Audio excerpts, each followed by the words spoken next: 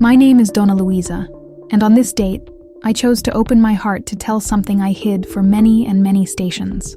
This memory, once suffocated, shaped who I became and taught me, in the most arid and painful way, that not all love is what we think is.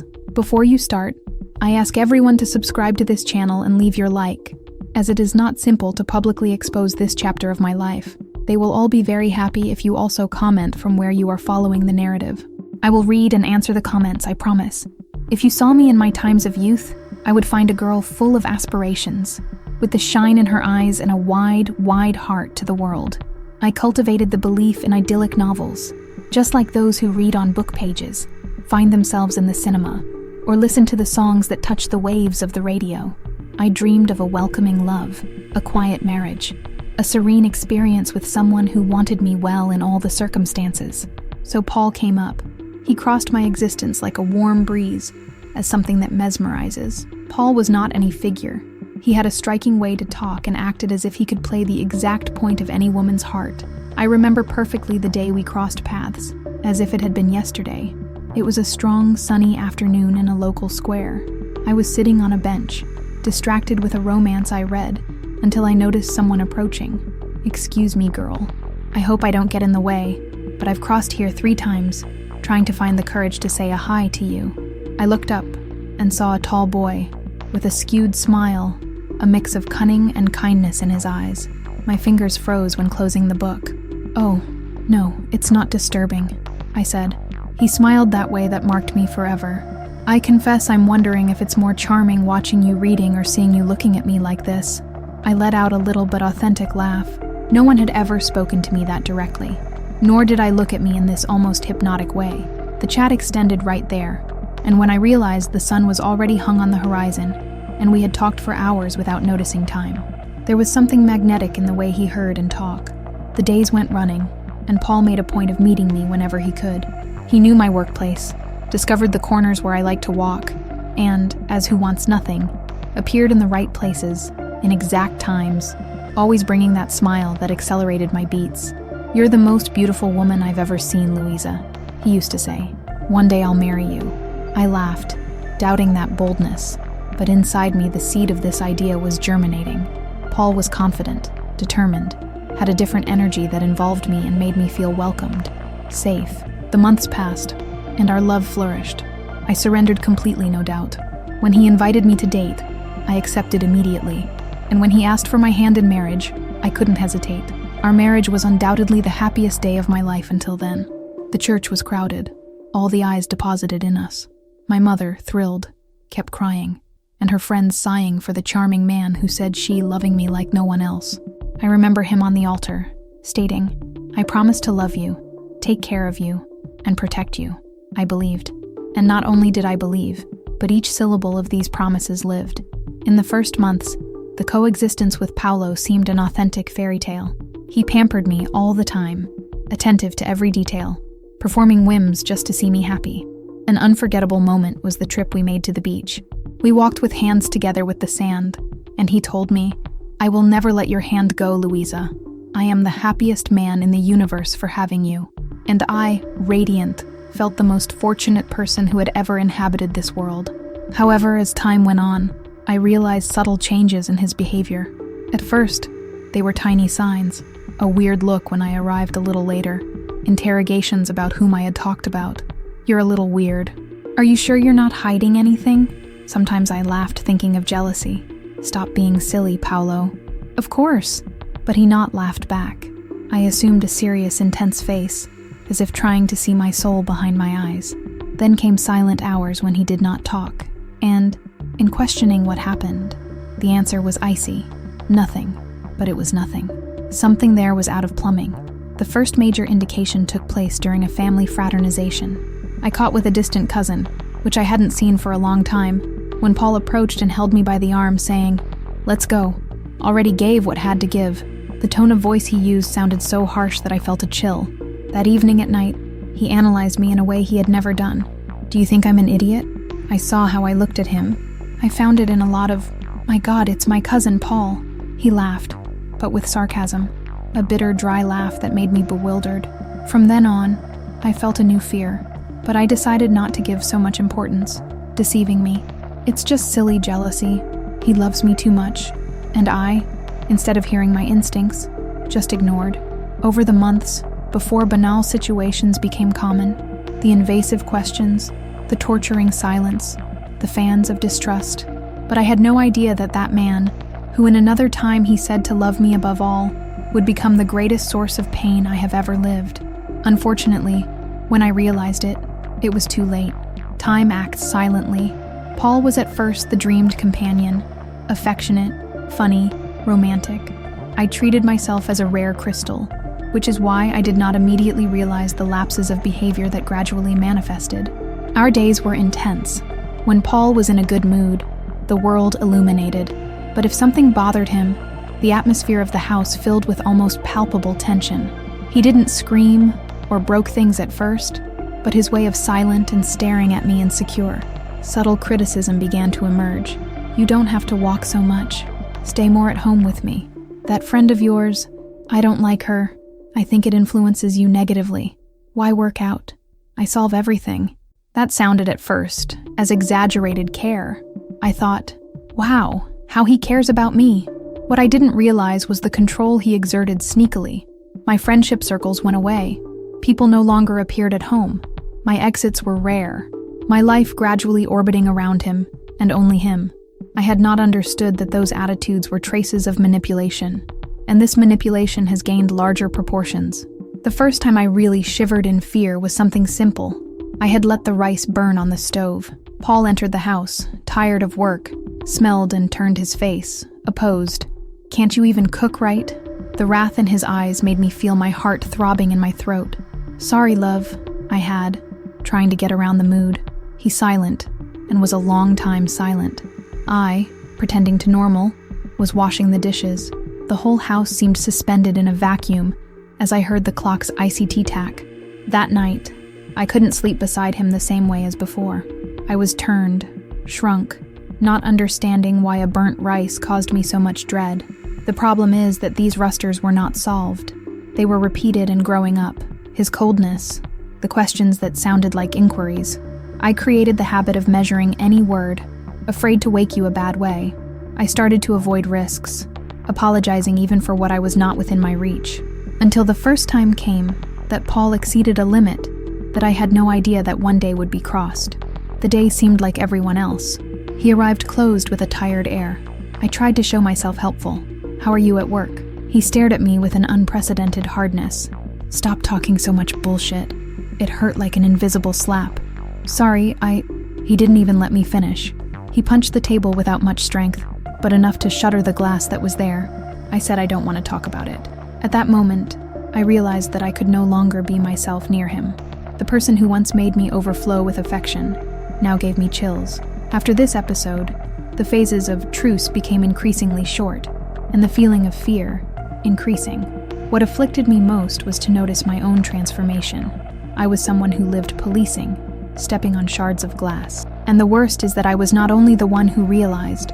My children, still little ones, began to feel the heavy vibrations in that house. Child does not need words to understand that something is not going well. They present in the air, the expression of parents, in the mood around. In silence, my children assimilated that this environment was not welcoming as it should. They learned to play in silence, not to disturb. The oldest once came close to me. Mom, why is Daddy angry again? I felt my heart wither. He spoke softly, as if he could not even question aloud. Calm down, my love. It's okay. But deep down, I knew I wasn't. The situation was only worsening, increasingly. We reached a point where any minimum situation became a source of stress. One afternoon, Paul arrived from the service with his face loaded, his forehead frown. I imagined that I had a difficult day, so I was careful to cook carefully, trying to make everything perfect not to generate any annoyance. My youngest son ran around the room, holding a glass of juice. In a silly stumble, the glass went to the floor and shattered. That noise filled the house. I froze. I knew what would come. Paul lifted so fast from the chair that when I gave it to myself, he was already shouting, "How many times have I told you to be careful?" The voice echoed like a crash. The little one cringed, terrified. My other son was already pulling him by the hand, trying to protect him. I ran to intervene. Paulo, it was just an accident. He stared at me as if I didn't exist. These kids don't listen to me. They do it on purpose. He took the chair and pushed it, leaving the house in steady steps, knocking the door so suddenly that I thought the glass would burst. It was left to me to hug the crying children, gathering the shards of the floor. And there, kneeling, I realized that I was not the only one to suffer. I was letting my children grow up in a constant terror atmosphere. That same night, I put them to sleep and wondered the future. What if they grew up reproducing that model of violence? And if they came to think that screaming, intimidating, and imposing fear was normal? I couldn't stand the idea. I needed to do something, but at the same time I didn't feel strong enough. However, life always presents a turning point. Mine arrived on any afternoon, as common as so many others. Paul returned in his introspective mode, so I did everything trying to walk straight. Preparation of dinner, children's bath, tidy up the house. But at one point I looked in the mirror and no longer recognized myself. I thought, how long will I be able to submit to it? It was that night the decision was born inside me, albeit shy. I would leave. I would leave for good. The question was, how to do this without Paul noticing. He controlled everything. I would have to be cautious. I started planning in secret. I started to raise money in a little while, some hidden coins, changed in the back of a sock drawer, some inside a romance book he would never open. I knew it could barely start a lifetime, but it would need to be enough for me to risk it.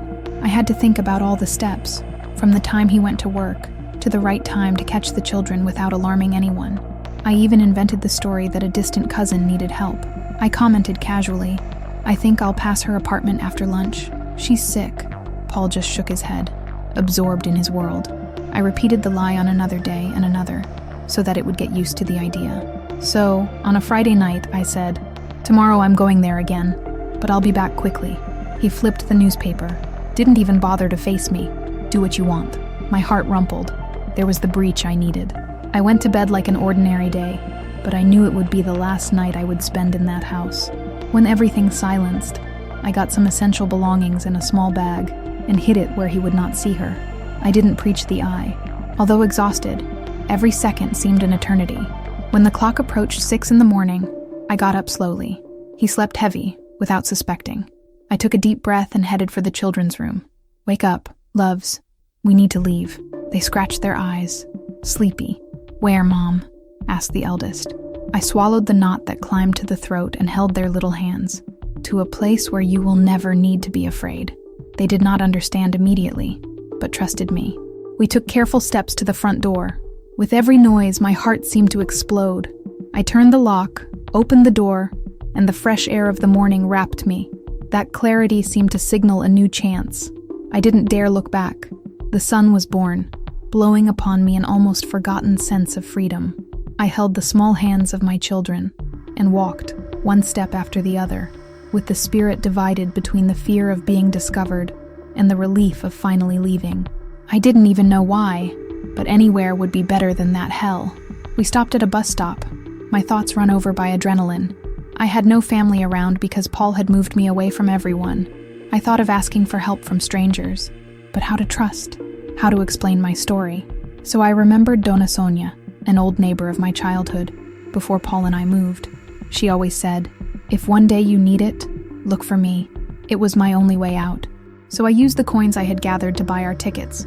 We sat on the bus seat as he jerked the streets. Each time we stopped in a traffic light, I would froze, afraid of Paul appeared at any moment. But luckily, we arrived unharmed at Dona Sonia's house. I touched the bell, and when she answered, she stared at me for a few seconds without saying anything. Then he opened his arms, and I fell to his shoulder. I cried so much that I felt my legs weakened. It was as if all the fear replied for years left. She hugged me firm and said, "Enter, my daughter. You are saved now." My children, frightened, were behind me, not understanding the relief I felt. We entered, she offered us water, hot tea, and they, exhausted, ended up sleeping on the couch. That broke my heart, and at the same time filled me with serenity. There they were, sleeping quietly, without fear of hearing the door or the heavy steps of Paul in the corridor. But of course, deep down, I knew Paul would not accept my escape passively. He would find out, at one time or another, that I had left, and I had no idea what he could do. What's worse, is that it didn't take long for the phone of Dona Sonia's house to ring. It was dawn, and I felt my blood freezing. She answered, and without saying my name, tried to disguise. Then he hung up and came to me, the worried countenance. "Luisa." It was him. My voice trembled. "What did he say?" She sighed. "That you will regret, and that you better come back." I closed my eyes, taken by waves of distress. To go back, after finally feeling the taste of freedom? My thoughts shouted, "No, I can't. Enough of living under threat." But the panic resurfaced. Dona Sonia held me by the shoulders, firm. "You won't go back to that place. Let's find another way out." Listening to this brought me a flash of hope. In front of me, there was a crossroads, to give in to Paul's blackmail or fight for me and my children. By then, I had no doubt anymore. If I came back, it would be the end of any chance of restarting. Dona Sonia called a friend who worked in a home support house at risk, explained part of my situation. "It's your chance to be hidden for a while," she told me. The heart beat hard. Even without knowing what waited for us, I didn't hesitate. We needed a shelter, a refuge. So that night I gathered our few things and left Dona Sonia's house, hugging her and promising that we would keep in touch. She looked at me in the eye. "Go with God. You made the right choice." The dawn looked long. With each approaching car, I suffered a start, wondering if it was Paul. I even saw a black vehicle that made me sweat cold, but luckily it wasn't him. We went to the address that Dona Sonia's friend provided us. The low gatehouse had bright windows. I touched the bell lightly, as if it still had to be heard by someone dangerous. Who answered me was a woman of tender expression, but with eyes that showed experience in welcoming deep pain. "Are you Luisa?" "Yes. You can enter. You and your children are saved here." As I crossed that door, I took a deep breath. Inside, I smelled the smell of coffee and hot bread. One group of women was talking low. Others were sitting with a lost look, perhaps carrying dramas as serious as mine. The girl indicated a simple room with a bed and a closet. I extended a makeshift blanket to the boys. They fell asleep almost immediately, exhausted, and I sat on the floor, leaning against the wall, not knowing how to react. So, for the first time in a long time, I faded in weeping, but it was not a cry of dread. It was a cry of relief, of extravasated pain, of liberation. I cringed, hugging my knees, thinking of everything he had left behind, while feeling a breath of hope. Despite the fear of what would come ahead, I was there, healthy and saved, and that was worth a lot. The next morning, the sun's rays crossed the window crack. I woke up confused, looking at the unknown environment, but I soon remembered. I was in a shelter, far from Paul's immediate reach. I got up, checked the children, who still slept deeply. In the living room, some women smiled at me, some shyly, some in a welcoming way. Someone offered me fresh coffee and bread. I sat down, trying to be less tense, although my body denounced emotional tiredness. "How do you feel?" asked the coordinator of the place. "Strange, different." It was the answer I found. She nodded, as who understands much more than she says. "It will take time, but you will recover." I wanted to believe it, but the apprehension still consumed me. What if Paul found out where I was? What if he used any tricks to force me to return? A few hours later, this restlessness was confirmed. The coordinator called me to a serious conversation. "Luisa, we received the information that her husband was in a police station and accused you of taking the children against his will." I felt my body freeze. "But it's my children. I know. He claims kidnapping, that you disappeared with them. It is a common practice in these cases of control and manipulation." My voice failed. "What do I do now?" She responded with the serenity of those who have watched many stories like this. "We will help you. Rest assured." It was at this moment that I first experienced the feeling of having someone in my favor. It was no longer alone. That team advised me on how to proceed legally, talked about protective measures, documentation, and everything that could protect me. Even so, fear was still throbbing at the bottom of my head. One night I put my children to sleep in the small room. The oldest looked at me and asked something that dismantled me. "Mom, will we be at peace now?" I swallowed hard, stroked her hair and muttered, "He is going, yes." He closed his eyes and slept. I sat there, watching those innocent faces. Finally, they no longer trembled each time they heard steps in the hallway or the noise of doors. And that broke me in the midst of gratitude and sadness at the same time, because they were free from terror, but also because they realized how much time of their lives was taken out of fear. It is necessary to clarify. Being in a shelter does not mean that overnight fear evaporates. My mind was full of ghosts. I had nightmares with Paolo appearing at any time, looking for me on the streets, knocking on the door, shouting threats. The difference is that now I wasn't alone, and that made all the difference. Over the days, I heard the stories of other women. I realized that this pain I imagined was unique, was, in reality, shared. Many suffered the same tactics of manipulation and violence as their companions. Each account hurt me, but I also gave me strength not to give in to Paul's blackmail. So I made the most challenging decision. I looked for the shelter's legal aid and formally declared everything I lived. I went to the police station with my heart beating like a drum. I sat down before a clerk and narrated every event, every abuse, every circumstance in which I was coerced by the look or words of Paul. I put in words the nightmare that had accompanied me for years. When I finished, she stared at me and said, "You did the right thing." I left with a protective measure in hand and a mix of relief and uncertainty in the chest. Is that enough to stop Paul from haunting me?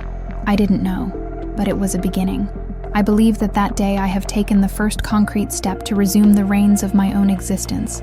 When I returned to the shelter, I felt lighter. The other women noticed, and some hugged me silently as if they said, "We're united." My children seemed to realize that I was different.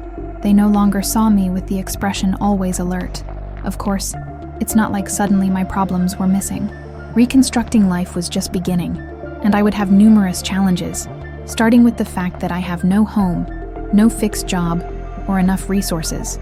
But now I had something Paul could never take from me completely, the strength to go ahead. The days became weeks, and slowly rediscovered who I was. One day, talking to the shelter coordinator, she asked me, "Louisa, have you thought about working again?" The question made me scared, because it had been a long time since I had had no formal function. Paul did not allow me to work. He said it was my responsibility to stay home. Still, I nodded. "Yes, I have thought, but I'm not sure where to start." She smiled me, encouraging. "We can help you. You can participate in a project that helps women find a vacancy." It rekindled a hope that I thought was dead. I filled forms. I did interviews until finally, an invitation emerged in a small cafeteria to work as a clerk. At first, I shivered in fear. What if Paul finds me? What if he appears there? But I clung to the idea that it was necessary to regain my independence. With the first salary, I was able to rent, with the help of the shelter, a simple room in a modest village. It was small, but it was my space, without imposition, no surveillance eyes, without fear of opening the door. My children and I slept in mattresses at the beginning. Still, it was the best sensation in the world to lie down on the pillow and know that no one would come to intimidate us. In the months that succeeded, I was buying used furniture, taking care of every detail, turning that place into a real home. With every small achievement, such as painting the wall with a cheerful color or hanging a picture, I felt reborn, as if you were rebuilding myself and not just the house. Over time, I had contact with some people who once moved away, either for fear of Paul or for conflicts that he had instigated.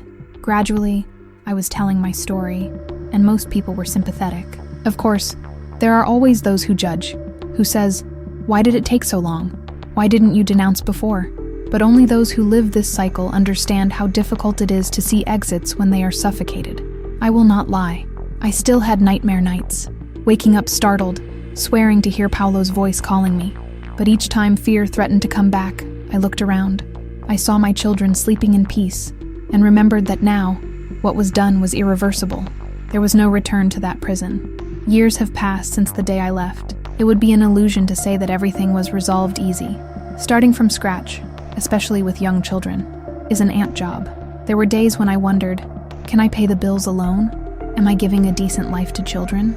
And there was the shadow of Paul, who sometimes appeared in summons, attempts to approach, using the law to his advantage, trying to manipulate the child's custody, claiming lies. But I was no longer unprepared. I had the shelter guiding me. I had documentation that proved my story, faithful friends who extended my hand, and the protection net I gained. With that, I went on. Each day a firmer step. Each conquers a response to fear. One day my eldest son approached me and said, "Mom, today at school they talked about our house." I said we live in a nice place, without fights. I realized, when he heard that we had indeed left a terrible past behind. There was no more suffocating tension, no tears contained in the daddy of dad. At that moment, I felt such a genuine happiness that I cried, but it was a different, clean, liberation cry. Sometime later, an opportunity appeared to change jobs, something better paid. I accepted the challenge and, without realizing it, was expanding. I took courses, I learned new skills, I started dreaming about the future. So, during the apartment storage, I was, by chance, an old box of memories. Inside her, a childhood notebook where I wrote, "When I grow up, I want to help many people, because the world needs people who care." I reread those almost childish phrases, but I was thrilled. Suddenly, the whole cycle of violence I lived seemed to push me toward this purpose. I looked for the administration of the shelter I stayed and offered as a volunteer. Initially, I started talking to the women who arrived, listening to their dramas, extending my hand, seeking words of comfort that I would like to have heard when I got there scared, thinking there was no way. With every story I listened to, I saw myself a little in each of them, and with every voice I tried to rebuild, also rebus a part of me. Over time, I found that Paul was arrested for other accusations of violence, not only with me, but against another woman with whom she got involved after me. When I heard the news, I felt a mixture of pity and at the same time of relief. He had not changed. He continued to repeat the same destructive pattern, but now, definitely, I could no longer reach me. I didn't rejoice with that. I don't feel victorious for his defeat, but rather for my liberation, because in the end, he was just a man taken by the need to control and subjugate. I was the one, because I believed in your promises. I was too long time. However, I survived. Today, if you saw me, you would see someone else. My eyes still keep memories of a suffered past, but they also shine with a new certainty, that no one can take our inner strength if we don't allow it. I am no longer Louisa who was shrinking, fearing every word, thinking that hell was fate. I am Louisa, who raised, who rediscovered her wings, and understood that love, to be love, does not hurt, do not suffocate, does not frighten. The love that I speak now is self-love, the love of those who find themselves able to live alone and happy, the love of my children, who now breathe relieved, grow without fear of the noise of steps behind the door, and perhaps one day, love for someone who really respects and admires me. But if that day comes, I will come much stronger, aware that I am, first of all, my own heroine. If you got here, thank you for listening to my report. Hopefully he can brighten the dark corners of your existence or someone you know. If you can, subscribe to the channel and leave your like. It helps me continue to spread these reflections. And if you live something like, please believe, there is exit, even if at the moment it seems impossible. Seek help, tell someone, trigger the law if you need to. Do not allow fear to keep you from saving your future. I achieved, and you can do it too. Until next time.